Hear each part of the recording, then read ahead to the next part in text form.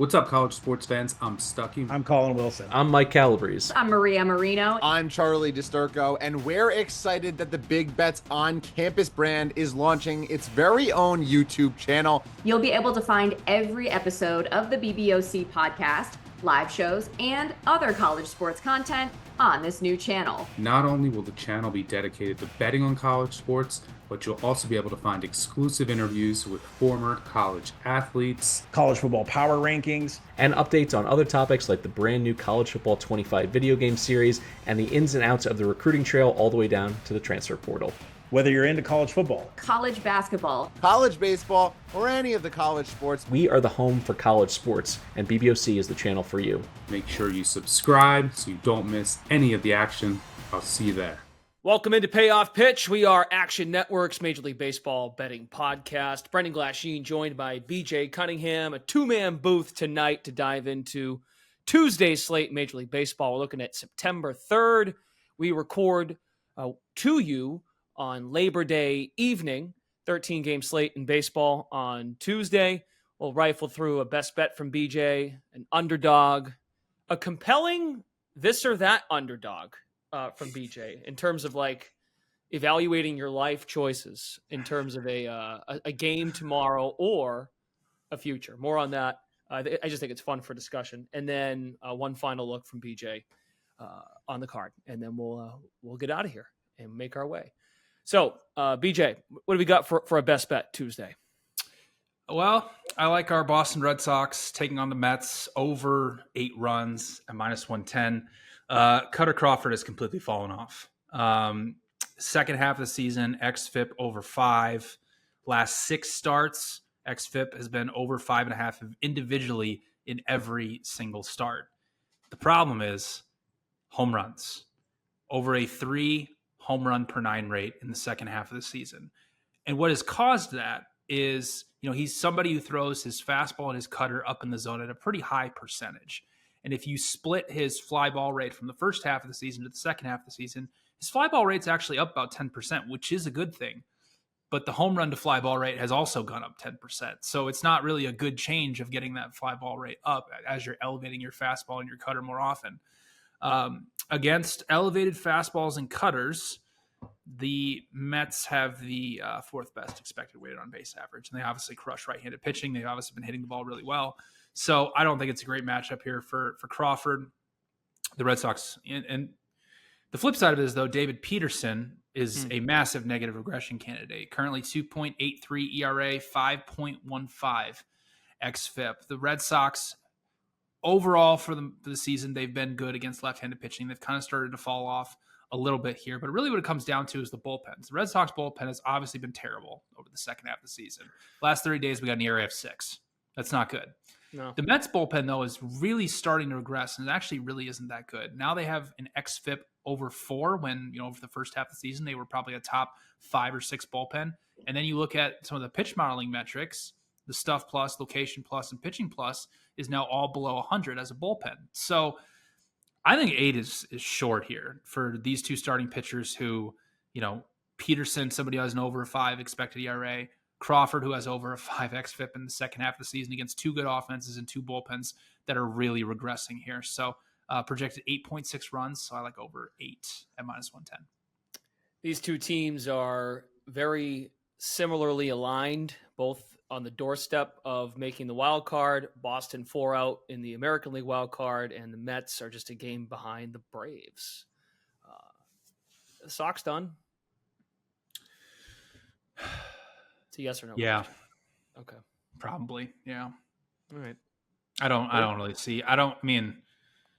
The bullpen's so bad. There's just, and the offense is regressing pretty badly too. So it's just like, and now you're just putting all of it on these starting pitchers who, as we've talked about, are just completely gassed. So it looks done. Yeah, I heard yesterday, not including tonight's game, because I know there's some runs being scored in their game here tonight. Well, they're down 4-1 as we record, but Red Sox, I think it was 10 runs in their last, what was it again? Something egregious, like 10 runs in their last 16 games, something silly. I shouldn't even have gone there because I don't have the number off the top of my head, but it was it was a stat that was definitely a bad reflection of their offense. Well, hopefully they can get it back here against Peterson. Yeah. All right. Very good. Red Sox Mets. That series resumes tomorrow. We're going to skip Fade the Public. We don't have a whole lot there, but there's a game that we're going to talk about here in a second. Beforehand, we're going to discuss BJ's Underdog pick 'em price, but you like the Philadelphia Phillies. Why? Yeah. So I think this line is taking into the fact that Chris Bassett is a significantly better pitcher than Tyler Phillips, but I don't really think that's the case. If you really dig into Tyler Phillips' numbers, his expected metrics have not been good through about 6 starts. Expected ERA well over 5. But you dig into some of the pitch modeling metrics, he has an above average sweeper. He has an above average curveball. The one pitch that's just let him down is a sinker, and he's starting to throw it less and less often. He's around 30% right now. That pitch is allowing a 485 expected weighted on base average. So outside of that pitch, he's actually been a decent pitcher, getting good whiff rates on his sweeper. So I'm not sure that he's a significantly worse pitcher than Chris Bassett, that I've talked about many times, as somebody who's very reliant on his sinker to be successful. He throws it about 40% of the time. He's been decent with all of his other pitches, but he needs his sinker to set up all of those other pitches. So far this season, it's got a below average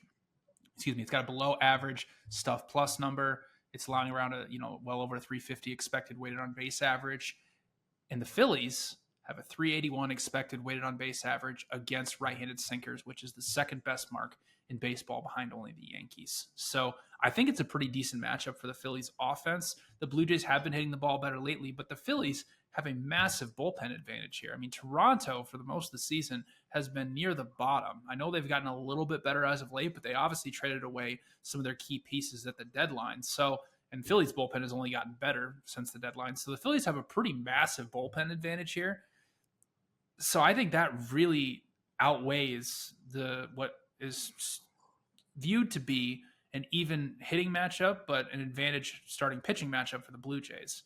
So I think I make the Phillies minus 112. So I don't think they should be sitting at even money. It should be closer to minus 110. So it's a small edge for me, but it's a slate of either giant underdogs or teams around even money. So I'm going with the Phillies at even money. Yeah, home road splits at home. Bassett, not very good. 10 of his 16 home runs allowed at home, 32 walks. Strikeouts are up at home, but ERA close to 5 on the road away from Canada. He's just under 4 at 3.65. The stat I had on the Red Sox, by the way, 10 runs scored in their last 5 games. That was the number. 10 runs in their last 5. Yeah.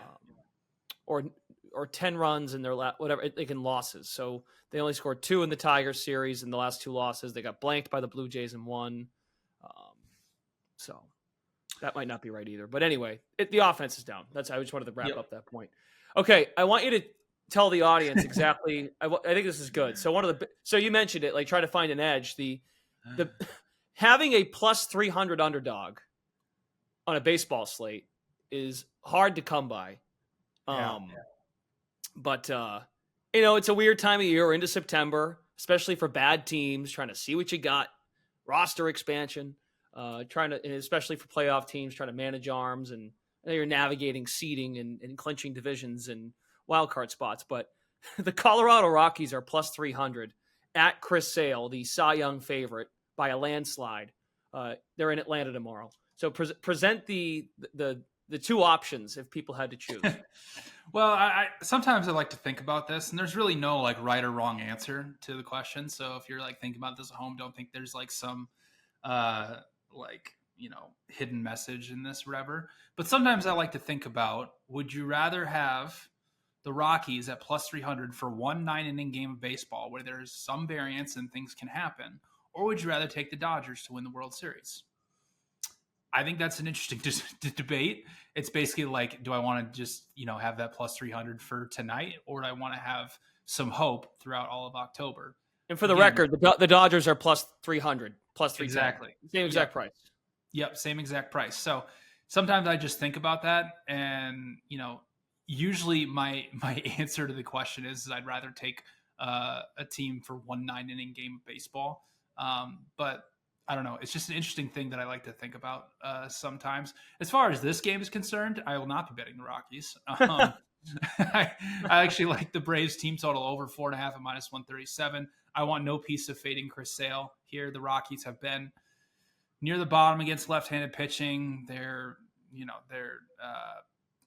bullpen has been really, really bad. One of the worst over the last 30 days. And that kind of leads me to the point is that, Kyle Freeland is somebody who's been relying on a lot of soft contact. He has really low velocity, and he's going to be facing a Braves lineup that is actually pretty decent against left-handed pitching. The Braves actually have struggled against righties, but they have a 110 weighted runs created plus against left-handed pitching. Again, Rockies bullpen is putrid, and Freeland also just cannot get righties out. He's allowing almost a 360 weighted on base average to righties.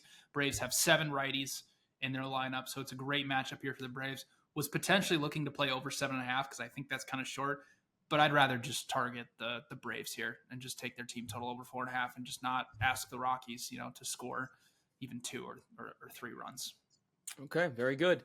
One last thing. I was just poking at the schedule for the Pittsburgh Pirates. So Paul Skenes is pitching Tuesday, and this will be in Chicago against the Cubs. This is it for Rookie of the Year right here. This is it. And I would also add, I'm just projecting. It's a guess based on what you've said, what our other contributors have mentioned. Zerillo came on this very podcast about a month and a half ago. Maybe it was earlier than that, when Jackson Merrill was plus 500, plus 700, whatever the number was. You were getting a pretty good number on Jackson Merrill, who has been surging for the Padres. I think you said it had just set a rookie record for the Padres in RBI for a rookie on the Padres. Yep. So Skenes is in Chicago Tuesday. He'll get another start at home, which it very well might be his final home start of the year. Yeah. So I think the Pirates will give him that, just for the fan base, if they have any bit of moxie, any bit of pride. On right now, it's scheduled to be Sunday, September 8th, but then they play the majority of their games in September down the stretch or on the road. Yeah. He's going to get shut down at some point. He's clearly so tired. His velocity is down.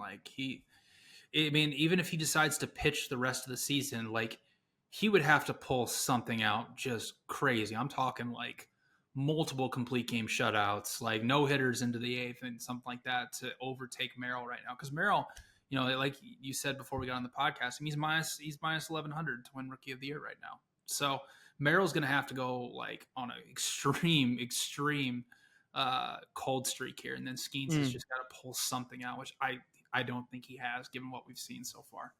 Maybe one last soft landing, because right now the projected pitching matchup would be Paul Skenes against Patrick Corbin on Sunday, September 8th.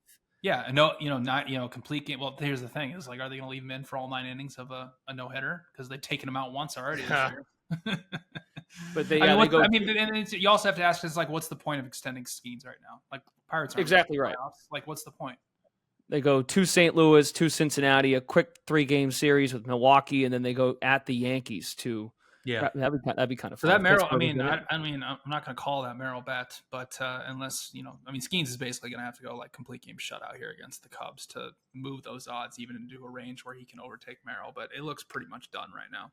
Yeah, but we should mention it when Skenes is pitching, and the Pirates are out of it. They're 10.5 out of a wild card. They're done. Okay, so there you go. It's kind of basically the point of bringing that up was to give you guys some shine for identifying Jackson Merrill when you did. And what I said to you before we went on here today was, I'm happy that it wasn't because Skenes got shut down. It was because Merrill has actually earned the award, which that's vindicating. He's been awesome for San Diego. And they are now 16-1 to win the World Series. San Diego Padres. Yep, they are. Yeah, Merrill 4.1 WAR this season.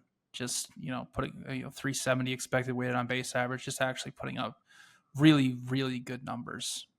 As a rookie, 79 RBIs, 21 home runs.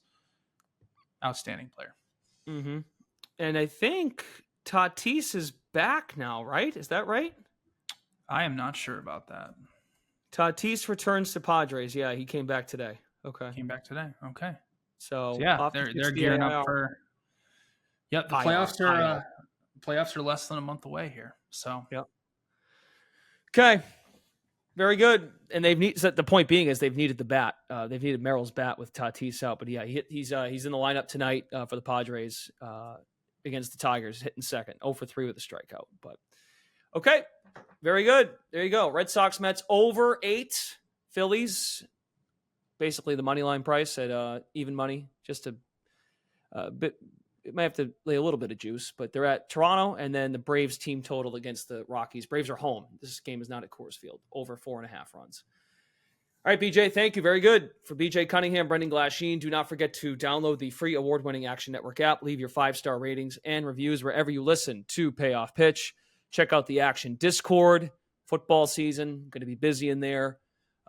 Check that, and we'll be back here on Friday. Thanks for listening. Payoff Pitch is Action Network's Major League Baseball betting podcast. Best of luck, folks. We'll talk to you again at the end of the week.